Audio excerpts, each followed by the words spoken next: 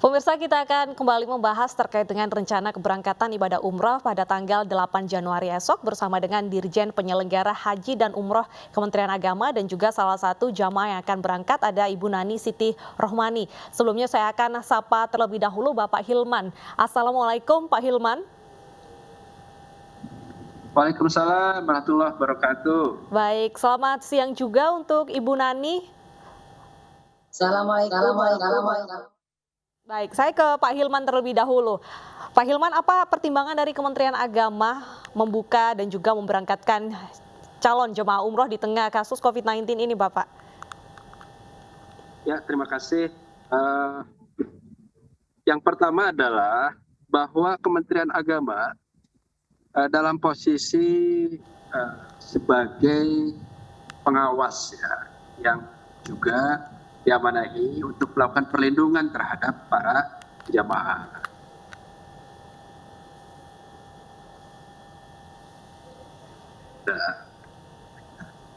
Tahun 2019 itu diselenggarakan oleh individu maupun PPIU yang penyelenggara perjalanan ibadah umroh. Nah, mereka lah yang langsung ya, berinteraksi, berkomunikasi dan mempersiapkan diri pelaksanaan umroh. Tapi untuk kali ini Kementerian dalam menjaga agar jemaah yang dikirimkan itu telah memenuhi standar protokol yang telah ditetapkan di Indonesia maupun di luar negeri. Nah, jadi posisinya seperti itu ya. Jadi posisinya Kementerian Agama itu melakukan pengawalan agar proses perjalanan jemaah umroh itu bisa sesuai dengan standar prokes atau protokol kesehatan. Baik. Nah, jadi bukan tidak ditutup dibuka oleh Kementerian Agama. Ya.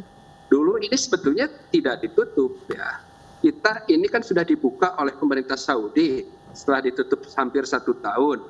Dibuka 1 Desember. Tetapi dari bulan Desember, sebagaimana arahan pemerintah waktu itu, ditahan dulu ya.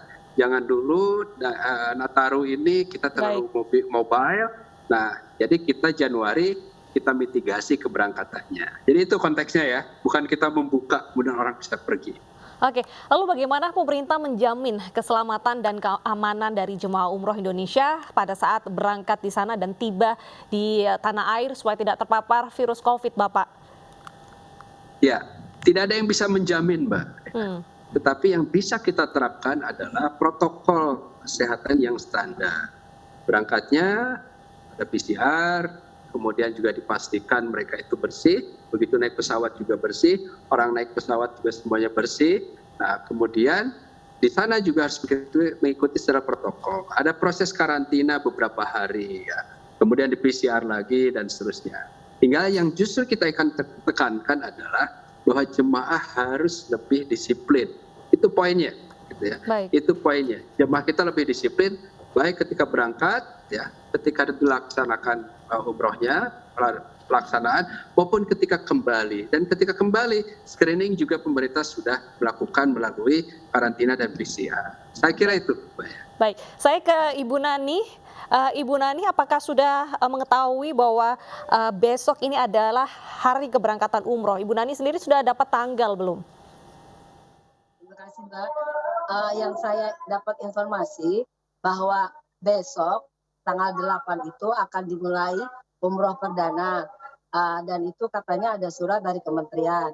Nah, tapi saya sudah bertanya kepada pihak Ampuri bagaimana kita akan lanjut. Dikatakan bahwa tunggu masih lagi dicek dulu jamaahnya, sehingga terus terang saya rada pesimis dan rada kesal juga karena terus sebenarnya dari tanggal 23 yang kemarin kita mau berangkat ditunda oleh kementerian lagi atau pemerintah lagi, kita kecewa. Lantas diumumkan lagi akan berangkat lagi karena ada surat dari Ampuri yang ditujukan kepada Kementerian Agama dan pemerintahan bahwa kita mohon izin untuk berangkat tanggal 29 atau 30. Kalau yang dari untuk virus suntik vaksin Sinovac, itu tanggal 25 berangkat. Saya diinformasikan kembali bahwa tanggal 30 mulai berangkat, sehingga saya berada di luar kota buru-buru kembali ke Bekasi karena saya mau ambil koper saya. Tapi ternyata begitu hari-hari tanggal 30 ditunda lagi. Terus terang saya kecewa dan misalnya besok tanggal 8 juga tidak ada kepastiannya juga, terus terang saya sudah terlalu kecewa, Mbak. Oke, jadi bahkan Ibu Nani hingga saat ini juga belum pasti ya kapan akan berangkat. Bapak, ini sistem pemberangkatannya sendiri bagaimana Pak mekanismenya? Ini pertanyaan juga dari calon jamaah, tanggal 8 nanti dari mana saja yang akan berangkat, lalu selanjutnya bagaimana? Oh ya, jadi begini. Sejak bulan Desember, Kementerian Agama Republik Indonesia sudah bekerja sama ya, berkomunikasi intensif dengan berbagai kementerian lain dan tentu saja dengan asosiasi-asosiasi penyelenggara perjalanan ibadah umroh. Nah, kita sepakat untuk bisa memberangkatkan jamaah pada bulan Januari. Dan pada bulan Desember kita mengirimkan tim pendahuluan ya untuk mengecek sistem, model, treatment, protokol, prosedur yang berlaku di Saudi seperti apa. Kita evaluasi. Nah kemudian untuk keberangkatan kita sepakati Januari. Dan siapa yang berangkat? Nah, ini ditentukan oleh PPIU atau Travel Umroh. Dan mereka lah yang akan berkomunikasi dengan asosiasi, plus juga berkomunikasi dengan maskapai yang tersedia. Gitu ya. Jadi ini sebetulnya tanggal-tanggal ini sangat ditentukan dengan komunikasi antara travel agent dengan maskapai yang tersedia. Tanggalnya berapa disepakati, jumlahnya berapa.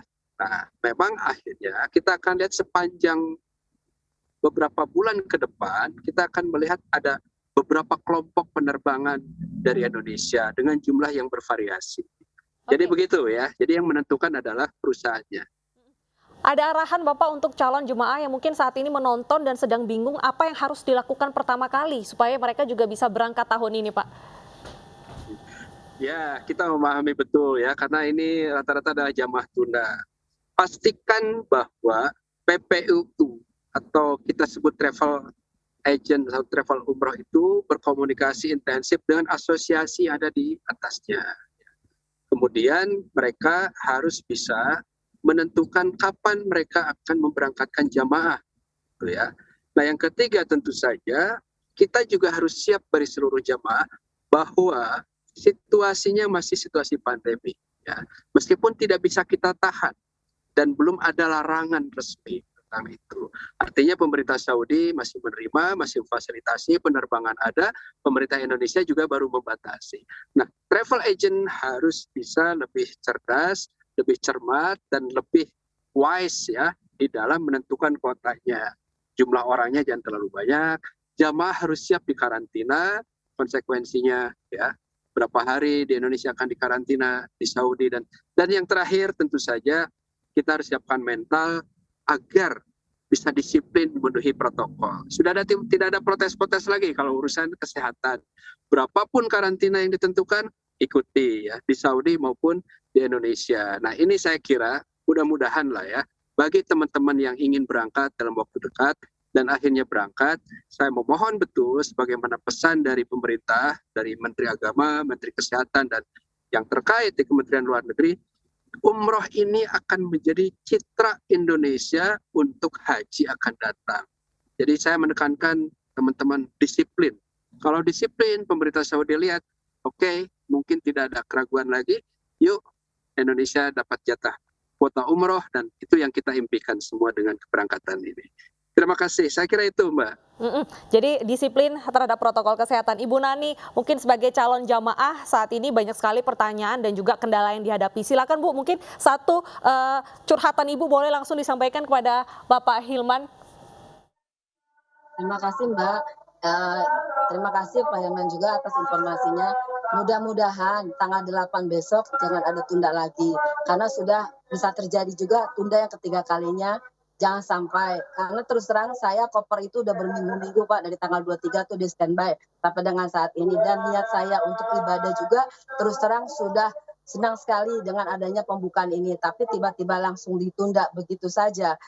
Sementara di awalnya pemerintah sendiri yang bilang siap untuk berangkat, ya ternyata kenyataannya tidak jadi berangkat, terus terang kecewa sekali. Dan mohon tanggal 8 besok tidak ada penundaan yang dadakan, tetapi memang sudah dipikirkan matang-matang. Sehingga saya selaku jamaah tidak dipermainkan. Nanti berangkat, terusnya tidak berangkat lagi, itu saya tidak mau lagi. Begitu Mbak, karena saya juga bukan orang nganggur, saya juga orang sibuk. Jadi waktu saya harus terschedule-kan dengan baik. Nah kalau kayak gini saya berantakan semua schedule saya, sampai kontrak saya batalin semua Mbak. Karena hanya untuk umroh, karena memang itu impian saya Mbak, untuk bisa kembali beribadah di Mekah dan Madinah. Gitu Mbak, terima kasih. Silakan Pak Hilman menanggapi curhatan Ibu Nani.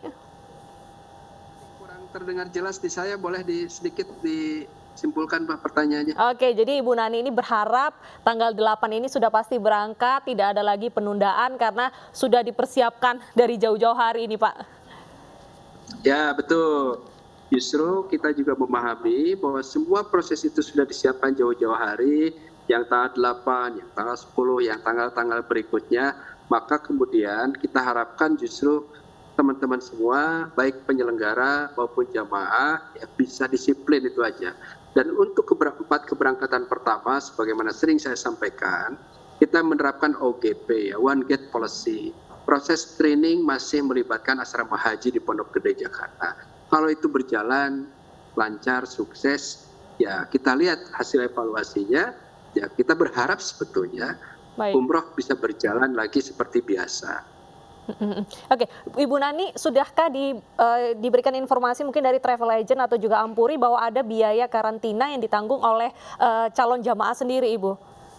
Ya, dari tanggal 23 udah Mbak, sebenarnya itu dari tanggal 17 sudah dikasih tahu ke kita bahwa ada karantina karena kita Sinovac di Madinahnya sekitar 3-5 hari, terus di Indonesianya juga setelah pulang juga kita kena 10 hari, itu udah kita udah siap semua. Bahkan saya tuh satu pack tuh saya masukkan ini masker udah siap semuanya kesehatan semuanya siap semua.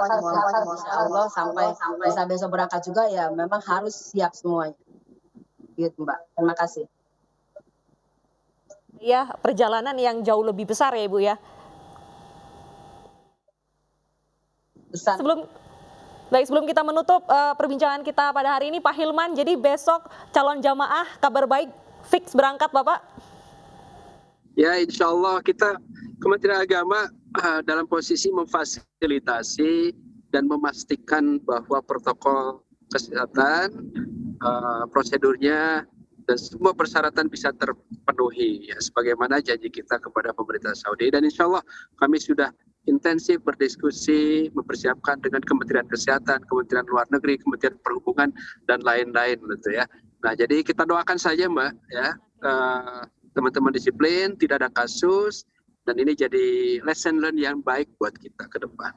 Baik, terima kasih Bapak Hilman dan juga Ibu Nani sudah meluangkan waktu untuk berbincang bersama di Ayu Siang. Semoga besok perjalanan ibadah umroh berjalan dengan lancar dan yang terpenting pemirsa adalah disiplin akan protokol kesehatan.